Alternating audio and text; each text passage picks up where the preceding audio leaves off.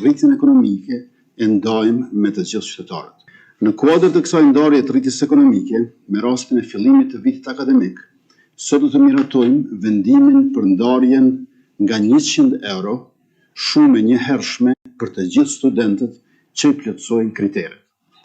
Ashtu që ata dhe familjet e tyre ta kenë më të lehtë përballimin e kostove që ndërlidhen me fillimin e vitit të ri akademik. Por mbështetja për student nuk mbaron me kaq.